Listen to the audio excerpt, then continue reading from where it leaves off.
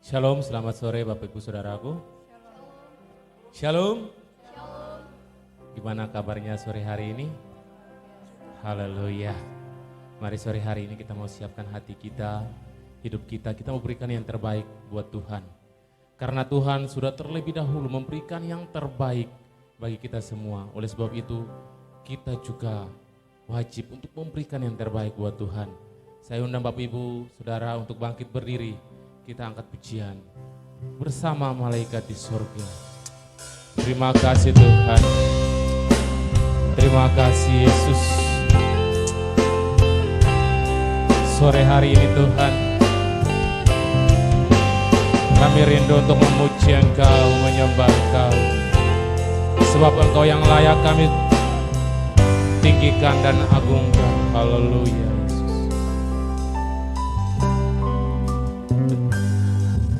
Bersama malaikat di surga, nyanyikan kidung pujian, bermazmur bagimu, muliakan namamu. Yesus, aku memujimu. Tanganku ku angkat padamu, tanganku ku angkat padamu. Masuk dalam hadiratmu, rasakan kasihmu, ku jadi milikmu. Yesus, aku menyembahmu. Hosana, Hosana,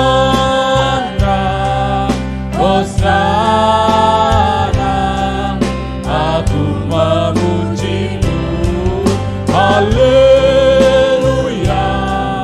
haleluya, aku menyembahmu.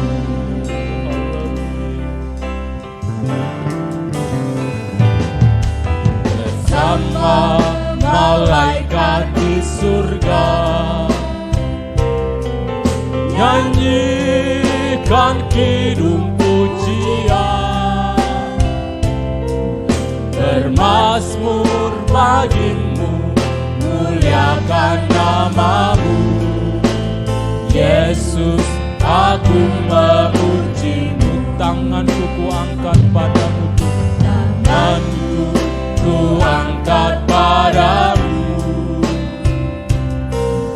Masuk dalam hadiratmu,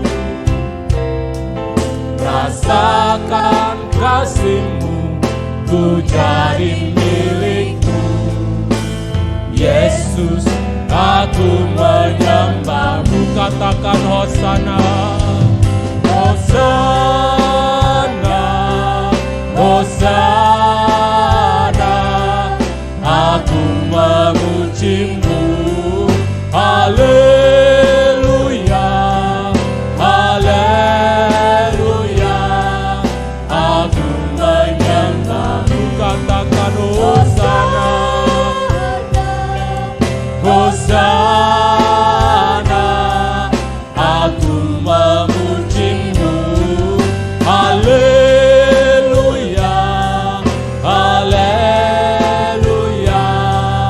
aku menyembahmu. Katakan lebih lagi Hosana, Hosana, Hosana, aku memujimu. Haleluya, haleluya, aku menyembahmu. Hosana, Hosana, aku memujimu. Haleluya, haleluya, aku menyembahmu. Haleluya, haleluya, aku menyembahmu. Haleluya,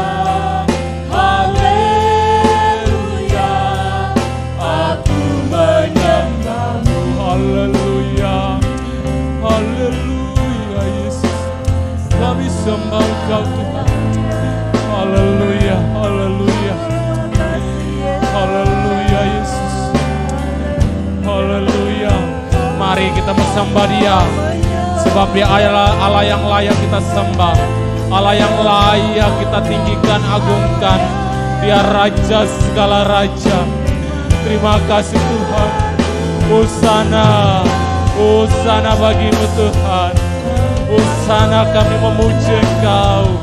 Haleluya, kami menyembahmu Tuhan. Hanya Engkau Allah yang layak kami sembah, Allah yang layak kami tinggikan.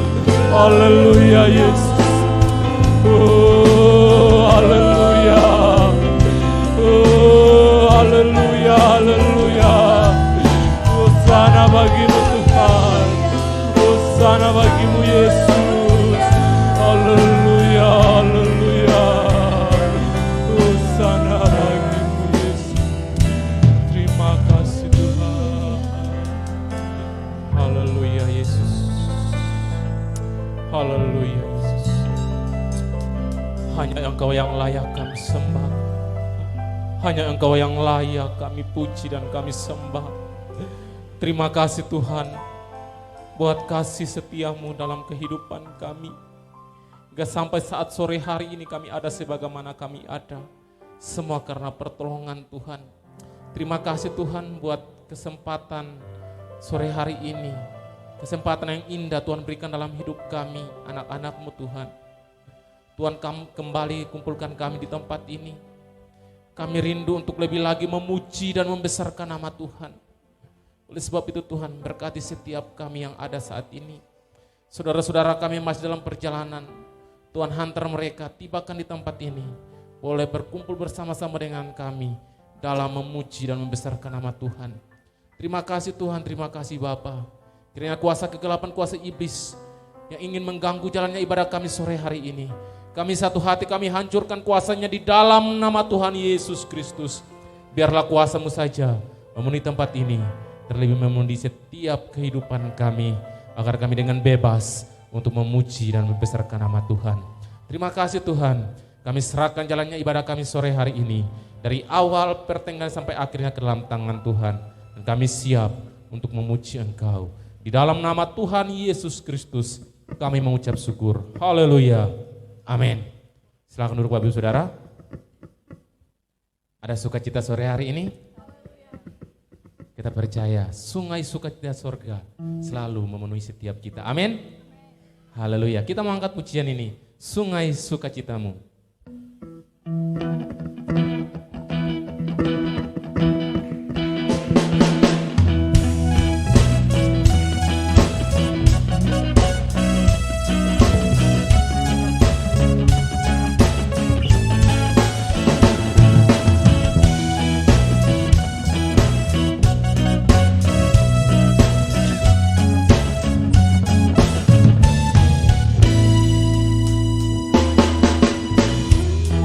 Sukacitamu melimpah dalamku. Oh yes, yes, yes, yes. Anggur sukacitamu melimpah dalamku. Ku menari dan bersuka, pujimu di setiap waktu. Sebab sungai sukacitamu ada dalamku. Mengalir bersamamu, bersuka di dalammu, mengikutimu Tuhan dalam kegerakanmu, melayanimu Tuhan di dalam sukacitamu. Sebab hanya Tuhan yang membuat sukacitaku penuh.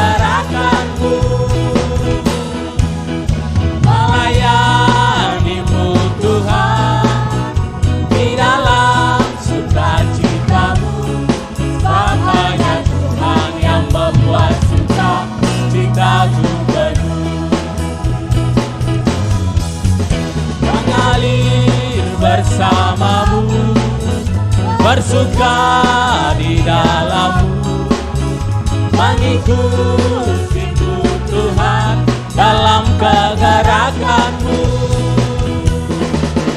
melayani-Mu Tuhan di dalam sukacita-Mu. Sabanya Tuhan yang membuat suka citaku penuh.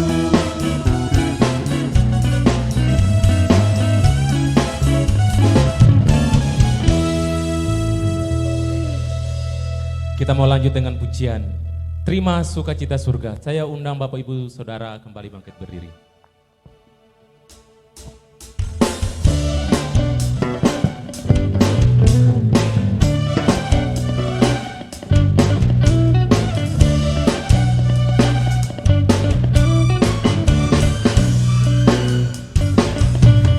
Terima sukacita surga, itulah kekuatan bagi jiwa, dapat rasakan kasih-Nya di tengah badai yang bergelora.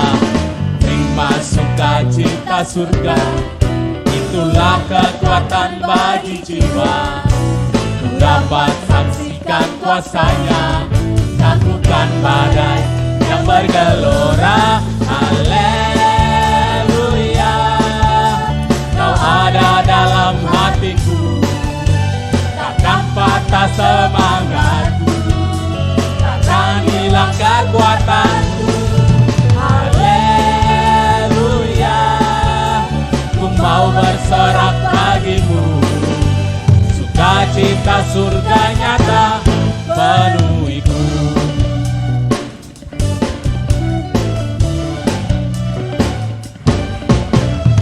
Terima sukacita surga, itulah kekuatan bagi jiwa, dapat rasakan kasih-Nya di tengah badai yang bergelora.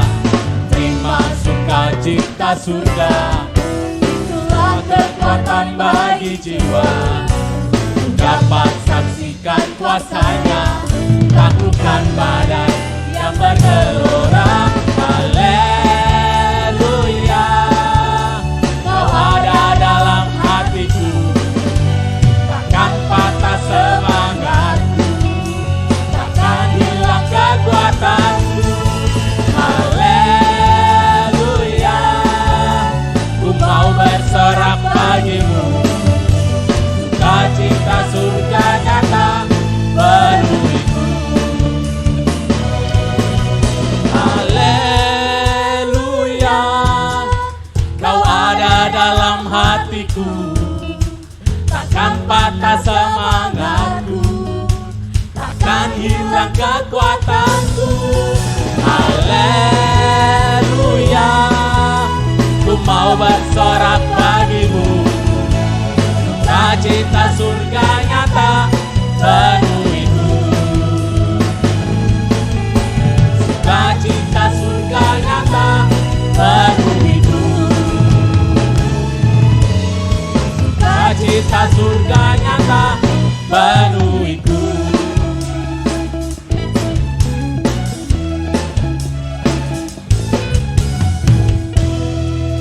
Puji nama Tuhan, kita sudah memuji Tuhan, tiba saatnya kita akan siapkan hati kita untuk mendengarkan firman Tuhan.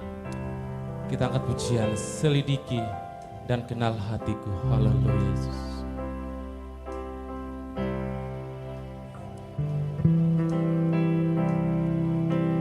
Selidiki dan kenal hatiku, ujilah dan kenal pikiranku.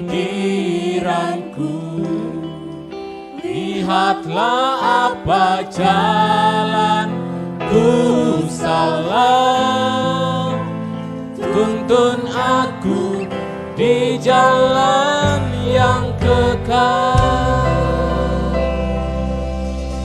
Haleluya Yesus, Engkau mencari lebih dalam dari hati kami Tuhan. Terima kasih. Kau mencari lebih dalam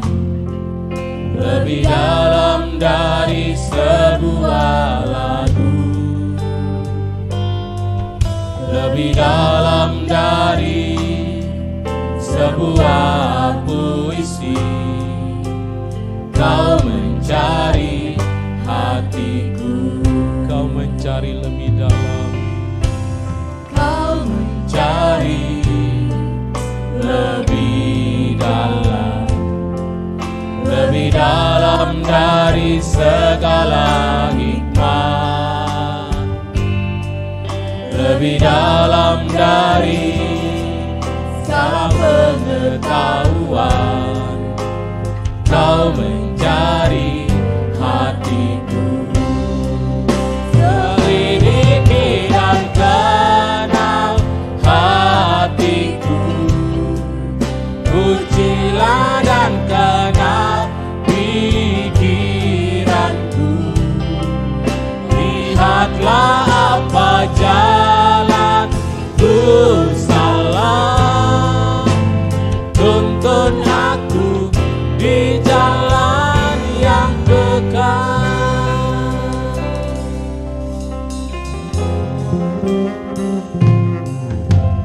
Kau mencari lebih dalam, lebih dalam dari segala hikmah, lebih dalam dari segala pengetahuan. Kau mencari hatiku, selidiki dan kenal hatiku, ujilah dan kenal pikiranku. Lihatlah apa jalan ku salah, tuntun aku di jalan yang kekal. Selidiki dan kenal hatiku, ujilah dan kenal pikiranku. Lihatlah apa jalan ku salah, tuntun aku di jalan yang kekal.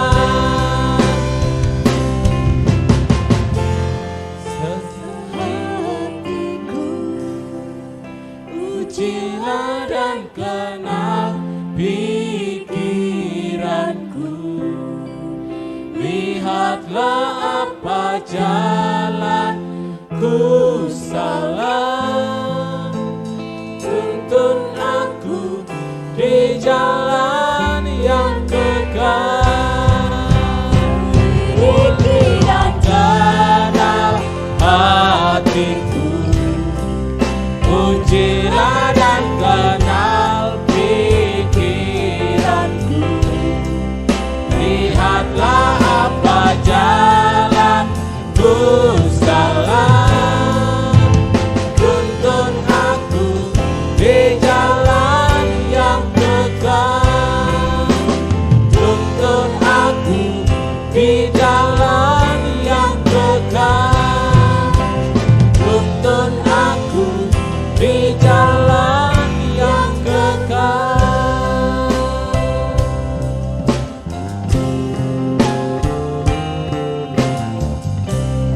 Haleluya Tuhan. Di pertengahan ibadah sore hari ini kembali kami menghampiri hadirat kudus-Mu Tuhan. Terima kasih Tuhan, ini pujian penyembahan kami kepadamu. Kiranya menjadi dupa berbau harum di hadapan-Mu Tuhan, menyukakan hati-Mu ya Bapa.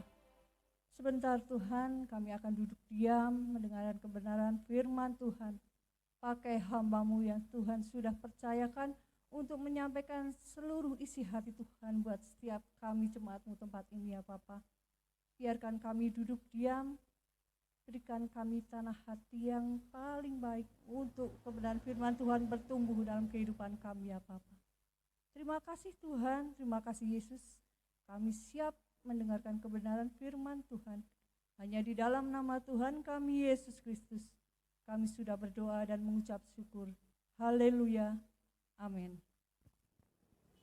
Haleluya, puji Tuhan.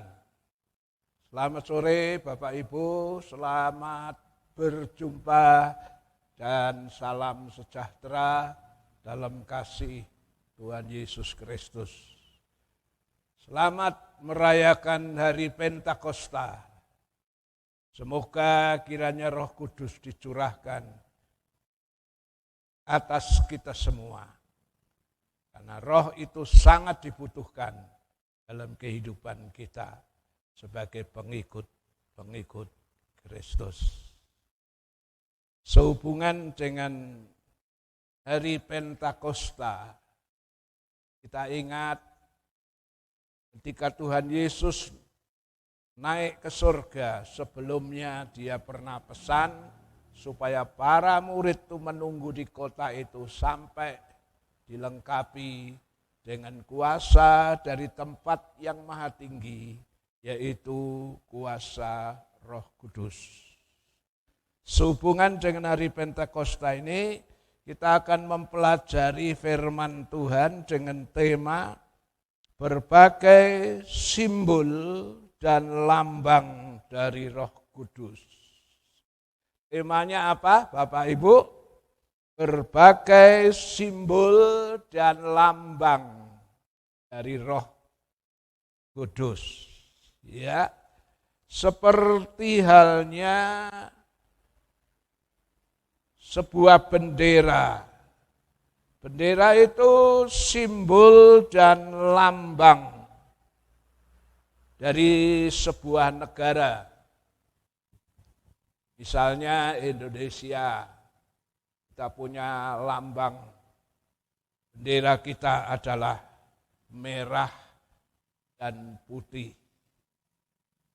Di mana dua warna itu mempunyai arti. Merah berarti berani, putih berarti suci. Nah, demikian juga dengan Roh Kudus. Roh Kudus bisa disimbolkan, dilambangkan dengan beberapa hal. Sebetulnya ada banyak, tapi sore ini kita akan mengupas tentang Roh Kudus disimbolkan sebagai 4 hal saja. Ya, sebetulnya banyak, tapi kita akan kupas 4 hal saja. 4 hal itu apa saja? Yang pertama, Roh Kudus disimbolkan, dilambangkan sebagai api. Ada ayatnya Om? Ada. Mana ayatnya kalau Roh Kudus simbolkan sebagai api? Pertama, kita buka di Matius pasal 3 ayat 11. Saya jemput dengan hormat, sama-sama bangkit berdiri. Aku membaptis kamu dengan air sebagai tanda pertobatan. Tetapi Ia, Yesus, yang datang kemudian daripada Yohanes, lebih besar daripadaku, dan aku tidak layak melepaskan kasutnya. Ia, Yesus itu, akan membaptiskan kamu dengan Roh Kudus dan dengan api. Yohanes mengatakan Yesus itu akan membaptiskan kamu dengan roh dan api. Jadi di sini kita melihat Roh Kudus disimbolkan juga sebagai api. Nah, bukti-bukti kalau Roh Kudus disimbolkan, dilambangkan seperti api, kita lihat juga ayatnya di Kisah Rasul pasal 2 ayat 3 sampai 4. Tolong bisa dibaca. Kisah Para Rasul 2 ayat 3 sampai 4. Dan tampaklah kepada mereka lidah-lidah seperti nyala api yang bertebaran dan hinggap pada mereka masing-masing. Maka penuhlah mereka dengan Roh Kudus, lalu mereka mulai berkata-kata dalam bahasa-bahasa lain, seperti yang diberikan oleh Roh itu kepada mereka untuk mengatakannya. Ya, tampaklah kepada mereka lidah-lidah seperti api. Hari Pentakosta Roh Kudus dicurahkan di loteng Yerusalem, orang melihat bentuknya itu seperti lidah api yang berterbaran dan hinggap di atas para murid-murid itu. Nah, ketika lidah api itu turun hinggap atas murid-murid itu, lalu mereka penuh dengan Roh Kudus. Sehingga mereka mulai berkata-kata dalam bahasa lain yang sering dikenal dengan glosolali atau bahasa lidah. Jadi dari dua ayat itu kita mendapatkan pengertian dari firman Allah bahwa Roh Kudus pertama bisa disimbolkan sebagai api. Loh, kenapa Roh Kudus kok dilambangkan, simbolkan sebagai api? Api itu manfaatnya banyak sekali dalam kehidupan manusia. Ya, apalagi di tempat yang cuaca dingin, api itu dibutuhkan. Ya, sebagai penghangat. Waktu saya ke Israel, saudara-saudara, waktu itu cuaca bisa menempuh sampai -5-6 derajat gitu. Iya, tapi di negara yang sudah maju, kalau di sini di hawa panas, AC-nya itu memberi suhu udara yang dingin. Kalau di sana itu bukan AC lagi, istilahnya apa itu? Ya, kebalikannya dari AC itu membuat suasana hangat. Di hotel juga hangat, di mana bis kendaraan yang kita tumpangi juga ada itu. Api itu macam-macam gunanya. Zaman dulu ya kalau kedinginan bikin api unggun atau api dalam anglo, ya sebagai penghangat.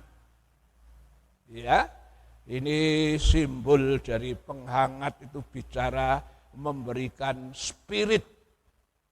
Orang nek kademen kan depipis, wah enggak bisa melakukan apa-apa. Tapi begitu ada penghangat, ya, jadi ada energik gitu loh, memberi spirit.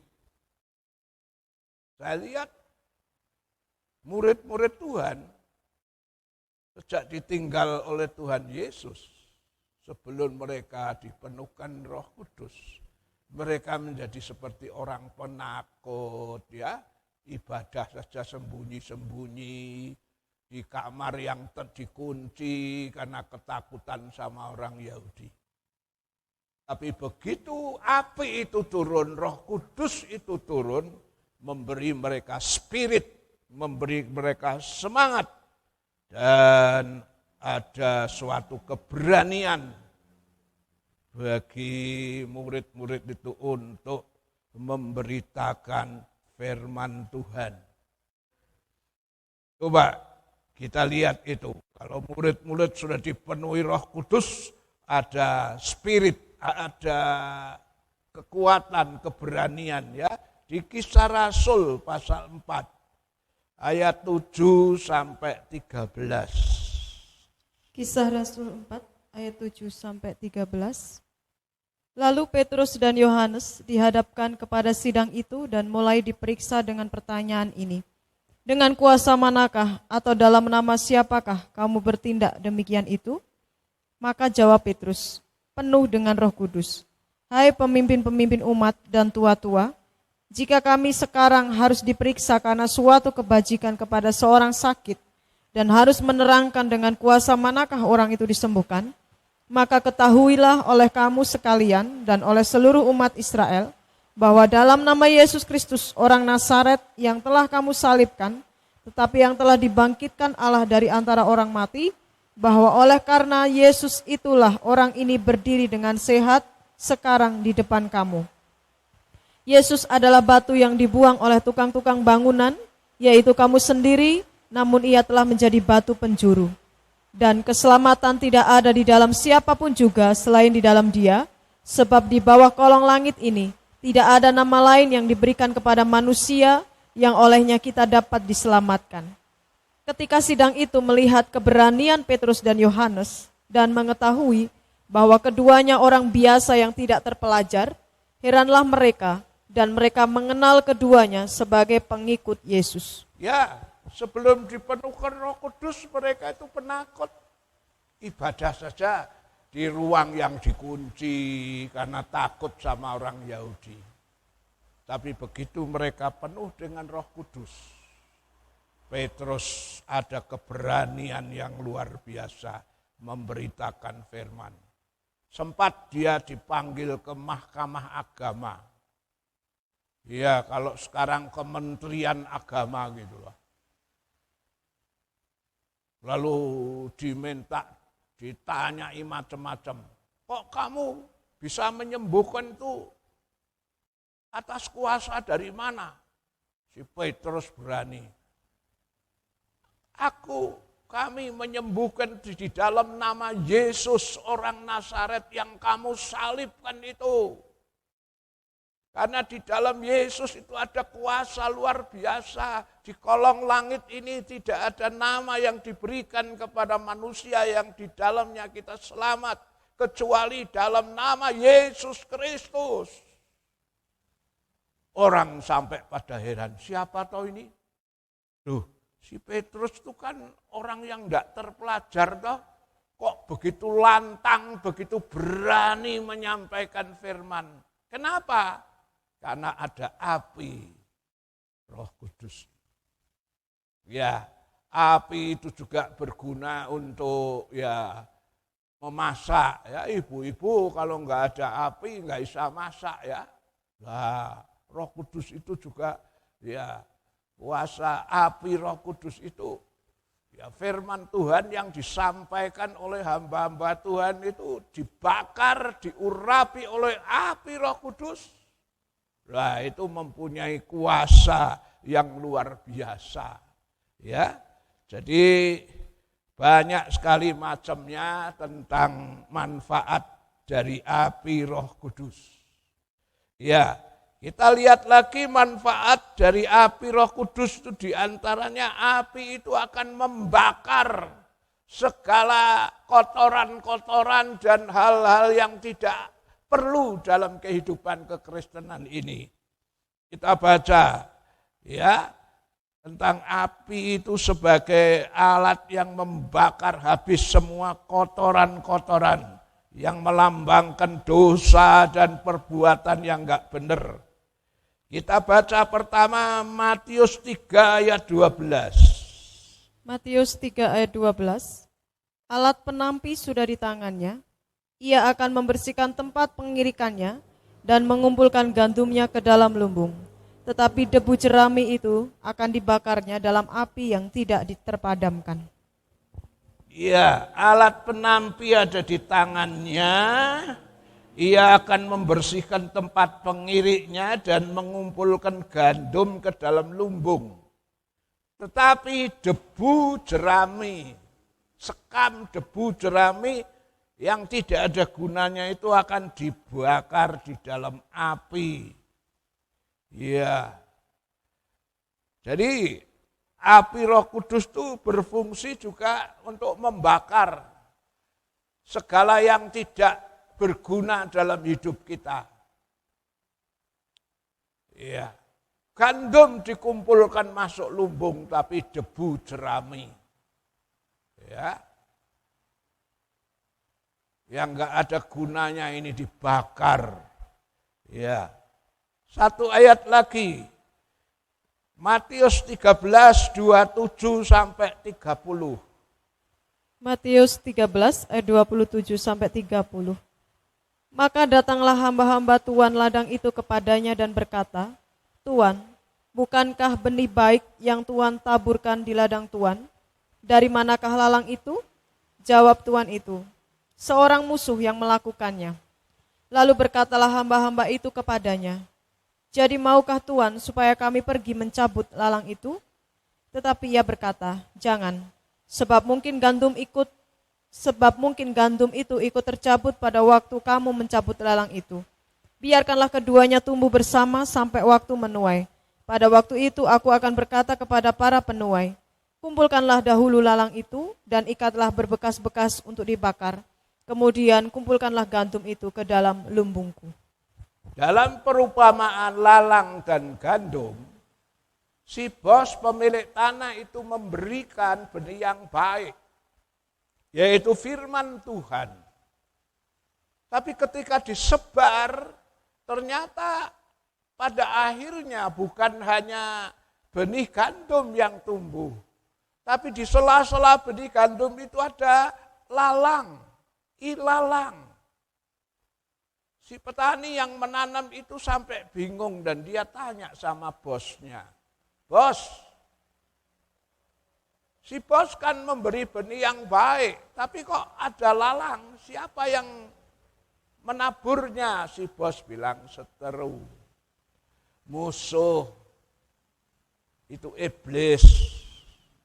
Dulu ada nyanyian, "Awas iblis musuh kita." Musuh itu iblis suka menabur benih lalang. Lalang itu pohonnya mirip dengan gandum, saudara. Mirip. Kapan lalang itu bisa kelihatan? Lalang itu bisa kelihatan jelas ketika gandum itu mengeluarkan bulir.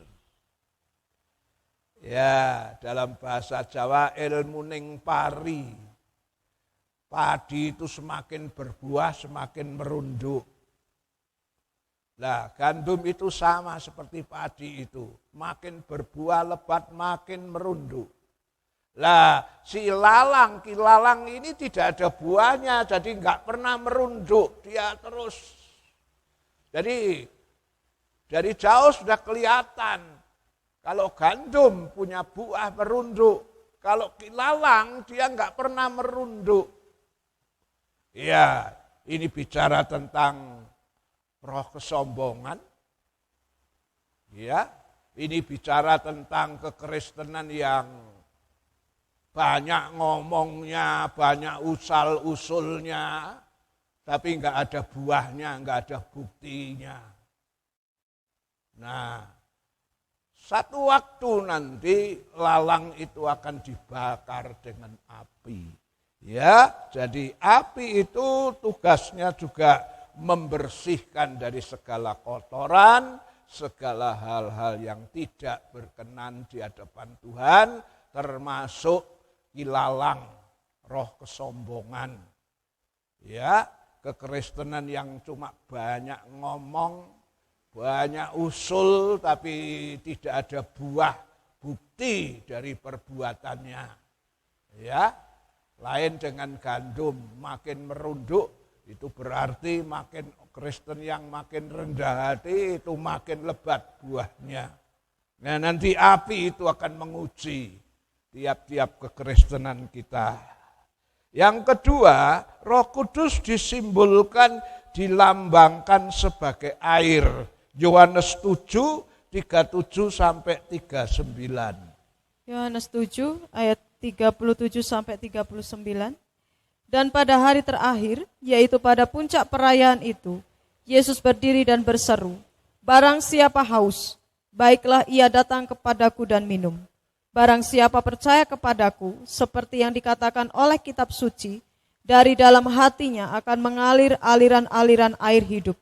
Yang dimaksudkannya ialah roh yang akan diterima oleh mereka yang percaya kepadanya, sebab roh itu belum datang karena Yesus belum dimuliakan. Barang siapa percaya kepadaku, seperti dikatakan oleh kitab suci, dari dalamnya akan mengalir aliran-aliran air hidup. Yang dimaksudnya ialah Roh Kudus yang akan diterima oleh mereka.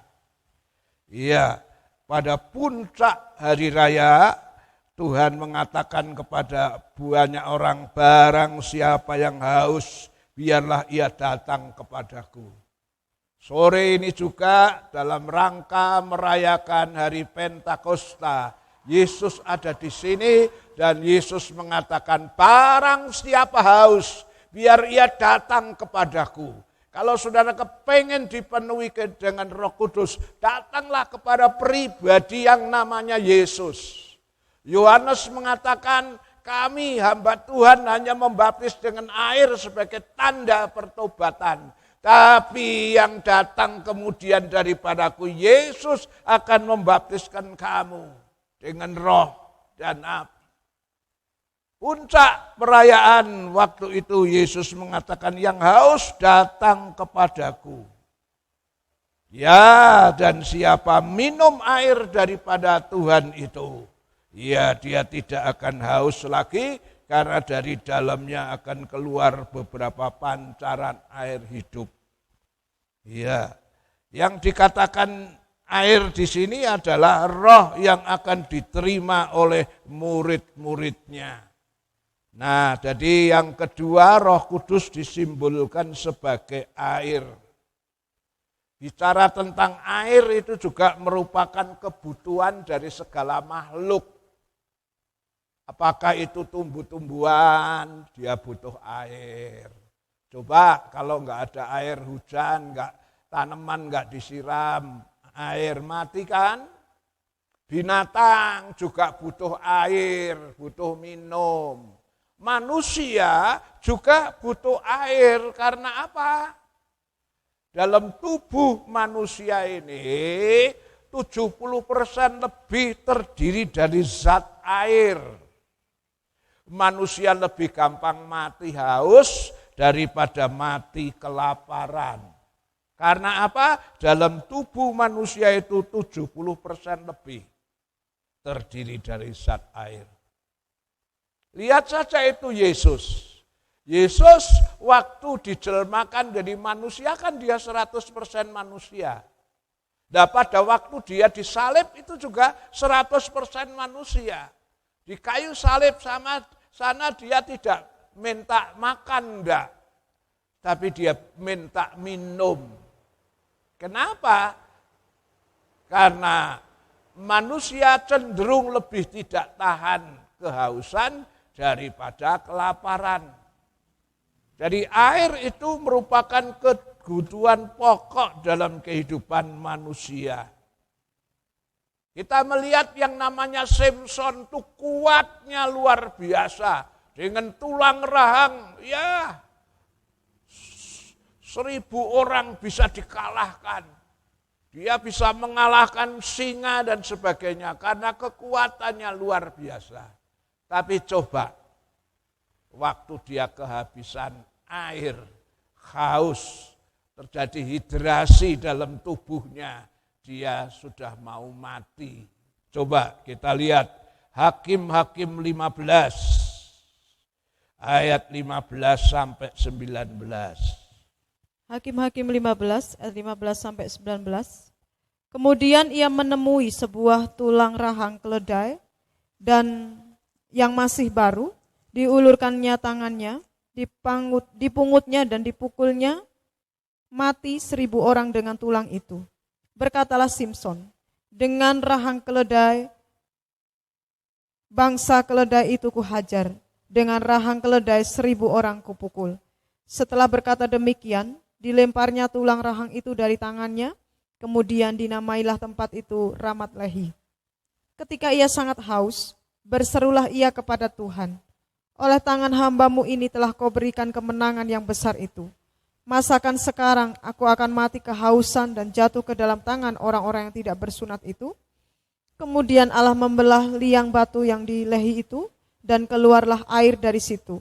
Ia minum, lalu menjadi kuat dan segar kembali. Sebab itu dinamailah mata air itu, mata air penyeru, yang sampai sekarang masih ada di Lehi. Ya, ayat 19b, ia minum lalu menjadi kuat dan segar kembali. Samson bisa mengalahkan musuh 1000 orang. Dia ijen sendirian mengalahkan 1000 musuh. senjatanya hanya tulang rahang keledai. Kekuatannya luar biasa. Orang yang kuat seperti itu, tapi ternyata tidak kuat tahan haus. Begitu dia sudah kerja keras, dia kehausan dan dia hampir mati. Saat itu di sisa-sisa kekuatannya dia berdoa, Tuhan, masakan aku harus mati karena haus. Lalu Tuhan membelah batu gunung di situ, mengeluarkan air, dan Samson minum dan kuat kembali. Ya, sebagaimana dalam tubuh ini butuh air, demikian juga di dalam kehidupan rohani kita. Ya, dalam kehidupan rohani kita itu butuh air Roh Kudus. Ya, Roh Kudus itu seperti air yang sangat dibutuhkan.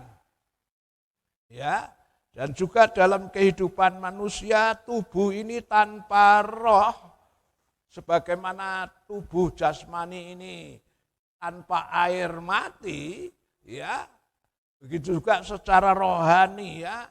Secara rohani kalau kita tidak dapat air itu ibarat tubuh yang tidak memiliki roh. Tidak ada kekuatan sama sekali. Coba itu Yakobus 2:26a. Yakobus 2:26a. Sebab seperti tubuh tanpa roh adalah mati. Seperti tubuh tanpa roh itu mati. Roh itu dalam poin yang kedua diibaratkan seperti air. Ya, secara jasmani tubuh kita butuh air. Secara rohani, kerohanian kita butuh air yang bisa memberikan kesegaran dan kekuatan serta pemulihan. Ya. Yang ketiga, Roh Kudus disimbolkan sebagai burung merpati. Matius 3:16, tolong dibaca. Matius 3:16. Sesudah dibaptis, Yesus segera keluar dari air, dan pada waktu itu juga langit terbuka, dan ia melihat Roh Allah seperti burung merpati turun ke atasnya. Ya, Roh Allah turun seperti burung merpati. Waktu Yesus dibaptis, setelah keluar dari air, maka ada Roh Allah turun seperti burung merpati. Jadi poin ketiga, Roh Kudus disimbolkan, dilambangkan sebagai burung merpati. Kenapa sih kok Roh Kudus disimbolkan sebagai merpati? Ada keistimewaan apakah di dalam merpati itu? Yang pertama, merpati itu bicara tentang ketulusan hati. Ya, Matius 10:16, merpati bicara tentang ketulusan hati. Matius 10:16. Lihat, aku mengutus kamu seperti domba ke tengah-tengah serigala, sebab itu hendaklah kamu cerdik seperti ular dan tulus seperti merpati. Ya, cerdik seperti ular tapi tulus seperti merpati. Merpati itu simbol dari roh ketulusan. Tuhan ingin orang Kristen itu memiliki Roh Kudus, memiliki roh ketulusan. Apa sih artinya tulus? Tulus itu artinya orang yang tulus itu biasanya luar dan dalamnya sama. Kalau orang politik, orang liku-liku suka ngapusi, luar dan dalam enggak sama. Tulus itu luar dan dalam itu sama. Tuhan Yesus pernah ngomong tentang Natanael. Natanael itu seorang anak Tuhan yang ada ketulusan dalam hatinya. Luar dan dalamnya sama, tidak ada tipu daya. Yohanes 1:47. Yohanes 1:47. Kata Filipus kepadanya, mari dan lihatlah. Yesus melihat Natanael datang kepadanya, lalu berkata tentang dia, lihat, inilah seorang Israel sejati, tidak ada kepalsuan di dalamnya. Ya, lihat Israel sejati. Orang Kristen yang sejati itu seperti Nathanael, tidak ada kepalsuan, luar dan dalam itu sama. Artinya dia memiliki ketulusan hati. Pemazmur di dalam mazmurnya menuliskan siapakah orang yang boleh duduk dan tinggal di dalam kemahnya Tuhan, bukit kesucian Tuhan. Di Mazmur 15 ayat 1 dan 2, khususnya di terjemahan lama itu ayat 2 menerangkan yang boleh tinggal dalam bukit kesucian Tuhan itu diantaranya adalah orang yang tulus hatinya.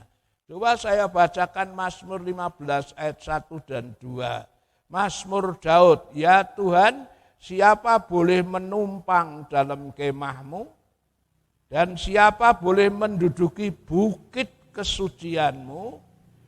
Ya, jawabannya adalah orang yang berjalan dengan tulus hatinya.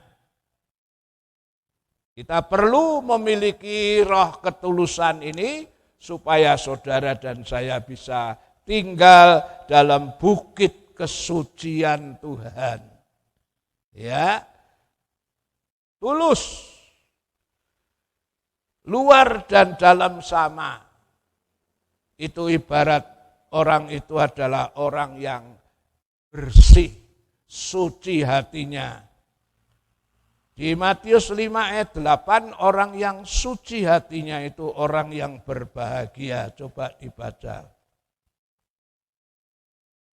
Matius 5 ayat 8, berbahagialah orang yang suci hatinya, karena mereka akan melihat Allah. Ya, berbahagialah yang suci hatinya, karena mereka akan melihat Allah. Kalau enggak suci, enggak tulus, jangankan masuk, lihat saja tidak bisa. Ya, berikutnya lagi, Roh Kudus kita melihat sebagai disimbolkan sebagai merpati, selain berbicara tentang ketulusan hati, ya, merpati itu satu binatang yang istimewa. Istimewanya bagaimana? Merpati itu salah satu binatang yang istimewa karena apa? Di dalam burung merpati itu tidak mempunyai empedu. Ya, binatang lain, manusia itu semua punya empedu. Sebetulnya kalau tidak terpaksa, yang namanya empedu itu ya dipertahankan untuk tidak diambil. Karena itu ada fungsi menetrali racun dan sebagainya. Tapi ya kalau terpaksa karena sudah banyak batunya atau mengganggu ya harus diambil. Ya. Nah, merpati itu binatang yang tidak memiliki empedu. Ya, apa artinya? Itu gambaran dari orang Kristen yang tidak memiliki atau tidak menyimpan akar pahit. Empedu itu kalau sampai pecah, pahitnya. Ya, saya pernah itu beleh ayam itu waktu bongkar-bongkar empedunya pecah. Jadi daging sekitarnya pada pahit. Ya. Jadi empedu itu rasanya pahit. Merpati tidak punya empedu. Itu gambaran orang Kristen yang tidak pernah simpen akar pahit. Artinya orang Kristen yang suka atau mudah memberi maaf kepada kesalahan orang lain. Tuhan Yesus ngomong, kalau kamu tidak mengampuni kesalahan saudaramu, Bapakmu juga tidak akan mengampuni kesalahanmu. Iya, Petrus pernah bertanya kepada Tuhan, berapa kali kami harus memberi maaf, mengampuni? 7 kalikah? Tuhan bilang tidak 7 kali, tapi 70 kali 7. Ya, di Matius 18, 21, 22 diterangkan kita harus selalu memberi maaf kepada kesalahan saudara kita. Ya, ibarat merpati yang tidak memiliki empedu atau simpen akar pahit. Matius 18, 21 sampai 22. Matius 18, 21, 22.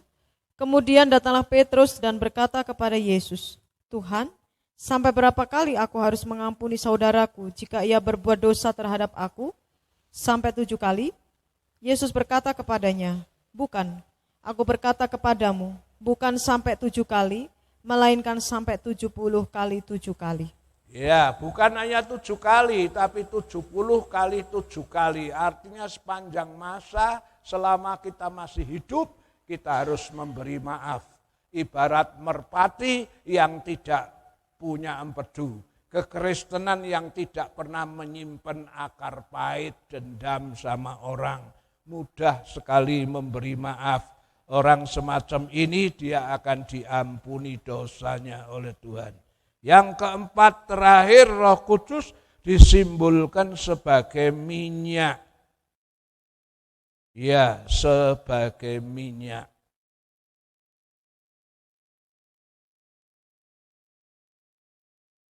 Minyak itu sangat dibutuhkan. Dari dulu sampai sekarang yang namanya minyak itu merupakan energi yang dibutuhkan. Kenapa sekarang barang-barang naik? Karena harga minyak juga naik. Minyak harga dunia ini sudah naik, 1 barrel berapa itu ratusan berapa gitu. Dan ini membuat semua naik. Ya, semua mesin-mesin, ya, pesawat terbang, mobil apapun semua membutuhkan minyak. Zaman dulu belum ada mobil, belum ada apa, minyak itu juga tetap dibutuhkan sebagai pengisi di pelita atau lampu. Pelita atau lampu akan tetap menyala bila mana ada minyaknya. 5 darah yang bodoh kenapa ketinggalan? Karena dia tidak memiliki reserve minyak, sehingga ketika mempelai itu datang, terlambat datang, dia kehabisan minyak dan harus cari di luar dan ketinggalan. Zaman dulu belum ada kendaraan bermotor, minyak itu dibutuhkan untuk lampu seperti itu.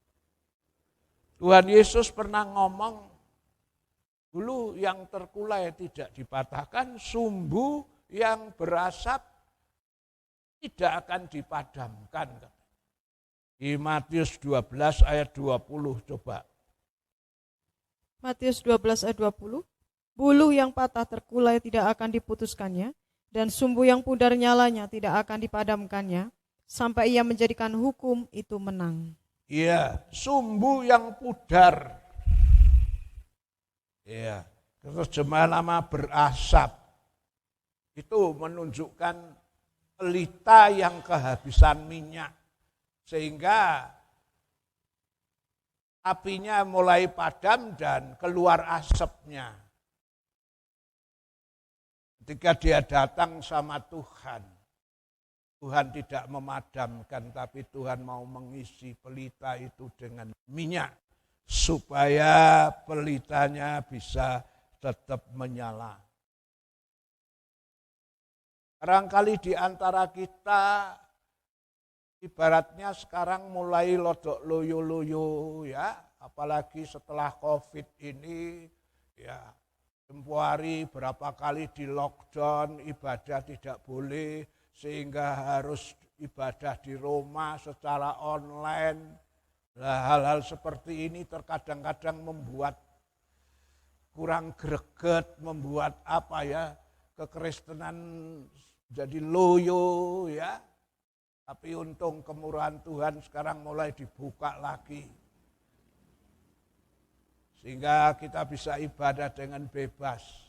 Barangkali ada di antara kita, ya ibarat 5 darah yang sudah mulai kehabisan minyak. Dalam rangka memperingati hari Pentakosta ini, Tuhan akan memberikan minyak Roh Kudus supaya pelitamu tetap menyala. Sumbu yang pudar, yang berasap, kekristenan yang mulai mengalami kekeringan, tidak akan dipadamkan oleh Tuhan. Ketika dia datang dengan jujur mengaku sama Tuhan, hari ini juga Tuhan akan memberikan minyak itu. Sehingga roh kita bisa mulai menyala-nyala untuk melayani Tuhan. Roma 12 ayat 11. Roma 12 ayat 11. Janganlah hendaknya kerajinanmu kendor, biarlah rohmu menyala-nyala dan layanilah Tuhan. Janganlah hendaknya kerajinanmu kendor. Kenapa bisa kendor? Karena mungkin ibarat pelita itu sudah kehabisan minyak, hampir padam. Tapi hari ini Tuhan berjanji, Dia akan isi bejanamu dengan minyak Roh Kudus untuk menyala-nyala kembali, kerajinanmu tidak kendor. Jangan jadi Kristen yang ngelukro, patah semangat. Biarlah rohmu menyala, roh kita bisa menyala apabila api itu turun. Itulah sebabnya bukalah hatimu, mintalah minyak Roh Kudus itu dicurahkan supaya pelitamu kembali menyala, menyambut kedatangan Tuhan yang tidak lama lagi ini. Haleluya. Mari kita tunduk kepala sebelum kita menerima perjamuan kudus. Kita doa lebih dulu. Bapa dalam sorga, terima kasih untuk kebenaran firman yang sudah disampaikan. Kami butuh Roh Kudus itu Tuhan dalam hidup kami. Karena Roh Kudus itu ibarat api yang menghangatkan, memberi spirit. Roh Kudus itu ibarat air. Air itu juga dibutuhkan dalam setiap kehidupan yang memberikan kesegaran dan kekuatan. Roh Kudus ibarat merpati. Tuhan mengendaki kami memiliki ketulusan hati, kejujuran, hidup dalam kekudusan, suci hatinya supaya kami layak mewarisi kerajaan sorga. Roh Kudus yang disimbolkan sebagai merpati, yang menggambarkan binatang yang tidak punya empedu, menggambarkan kekristenan yang tidak simpen akar pahit. Ampuni kalau hari-hari yang lalu kami masih suka simpen akar pahit. Oh, sebelum kami menerima perjamuan suci, kami mau bereskan di bawah kakimu. Kami mau buang itu akar pahit, kebencian, kemarahan terhadap siapapun, supaya hati kami bisa suci di hadapan-Mu Tuhan. Roh Kudus disimbolkan sebagai minyak. Minyak yang sangat dibutuhkan. Ya, supaya pelita kami bisa tetap menyala. Hari ini Tuhan mengatakan sumbu yang pudar, sumbu yang berdasar. Karena pelitanya kehabisan minyak, mulai pudar. Tidak lagi bisa memancarkan cahaya. Janji Tuhan akan kirim minyak Roh Kudus supaya roh kami bisa menyala-nyala untuk tetap melayani Tuhan sampai Tuhan Yesus datang kembali. Terima kasih Tuhan, dan sebentar kami terima perjamuan suci.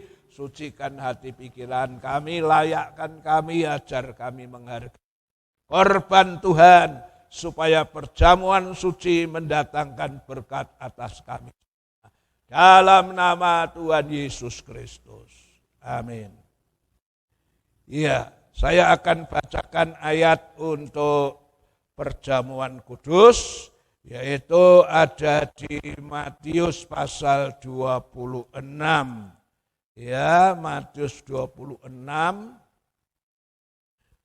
mulai ayat 26. Ya, mari saudara-saudara kita akan angkat tubuh Tuhan dengan tangan kanan ke atas. Sementara mereka itu makan, diambil oleh Yesus roti, diberkatinya, lalu dipecah-pecahkannya serta diberikan kepada murid-murid sambil berkata, ambillah, makanlah, inilah tubuhku. Roti yang sudah diberkati Tuhan Yesus katakan, ini tubuhku, iki dagingku. Jangan saudara anggap sebagai roti biasa. Hargailah bahwa ini adalah tubuh Yesus yang sudah dipecahkan di kayu salib. Dan itu menjadi jalan keselamatan bagi kita. Dengan kita makan tubuh Tuhan, saudara akan menjadi satu dengan Tuhan untuk dibangkitkan pada hari kiamat. Dalam nama Bapa, Putra dan Roh Kudus, di dalam nama Tuhan Yesus Kristus, mari kita akan makan tubuh Tuhan. Haleluya.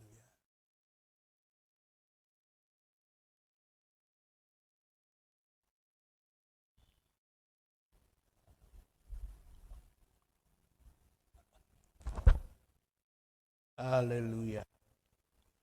Puji Tuhan. Kita sudah makan tubuh Tuhan. Dan sebentar kita akan minum darahnya Tuhan. Mari kita mau angkat cawan minuman itu. Dengan tangan kanan ke atas. Sementara itu akan saya bacakan ayatnya. Lalu diangkatnya cawan minuman. Diucapkannya syukur serta diberikannya kepada mereka itu sambil berkata, minumlah kamu sekalian dari cawan itu karena inilah darahku, yaitu darah perjanjian baru yang ditumpahkan karena orang banyak, jalan keampunan dosa. Darah Yesus itu jalan keampunan dosa. Sebelum saudara minum, coba hening sejenak. Akui dosamu, akui pelanggaranmu, bertobat, minta ampun, supaya darah Yesus itu menyucikan kita dari segala dosa kejahatan kita. Dalam nama Bapa, Putra dan Roh Kudus, dalam nama Tuhan Yesus Kristus, mari kita sama-sama minum.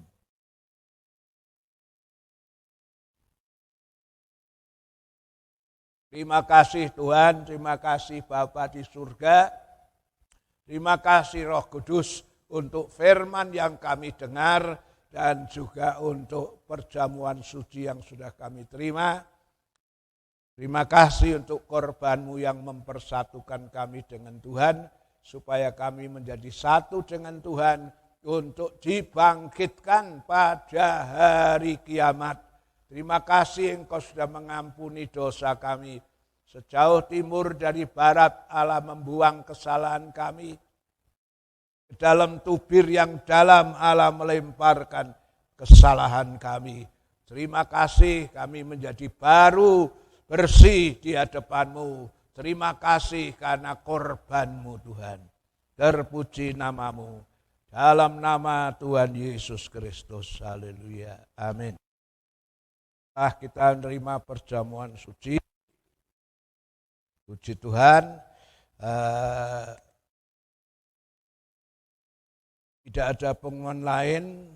Hanya yang perlu saya ingatkan adalah mari kita tetap bersatu, ya, dukung dalam doa dan bantu pembangunan rumah Tuhan sampai selesai. Tuhan menilai segala pengorbananmu, Tuhan akan membalas lipat kali ganda. Saudara, ini hari memang hari Pentakosta, ya. Bukan berarti setelah hari Pentakosta tidak ada Roh Kudus. Tidak. Setelah hari Pentakosta pun Roh Kudus tetap bisa dicurahkan. Kapan saja, di mana saja. Sejak peristiwa Loteng Yerusalem, Roh Kudus tetap diturunkan sampai sekarang. Tinggal bagaimana hubunganmu dengan Tuhan.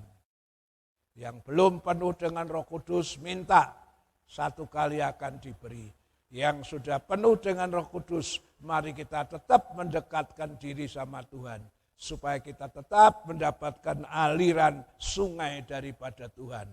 Yang memberi kita kekuatan. Puji Tuhan. Ada pengumuman lain, kita akhiri ibadah. Sama-sama bangkit berdiri. Shalom, shalom, damai Allah turun ke atasmu sekarang. Shalom, shalom, damai Allah sekarang dan selamanya. Seperti sungai mengalir, lembut gemercik, seperti burung merpati, damai surgawi. Shalom, shalom, diberkatilah kau selalu, berkat atas nama Bapa, Anak, Roh Kudus. Marilah kita pulang membawa berkat dari Tuhan. Yang sakit disembuhkan, yang lemah dikuatkan, yang ada masalah persoalan apapun, pulang dan pertolongan Tuhan. Berkatilah setiap pengorbanan anak-anakmu, tatangan sukarela, perpuluhan, nazar, buah sulung, bahkan korban untuk pembangunan Tuhan. Tuhan menilai, mencatat, dan Tuhan akan mengembalikan lipat ganda sesuai janji firman-Mu. Pembangunan rumah-Mu aku serahkan, Engkau yang sudah memulai, Engkau juga yang akan menyelesaikan dengan sempurna. Marilah kita pulang, terimalah berkat dari Allah Bapa, kasih sayang dari Tuhan Yesus, persekutuan Allah Roh Kudus, menyertai saudara dan saya saat ini, sampai Maranatha, Tuhan Yesus datang kembali. Haleluya. Amin. Tuhan memberkati.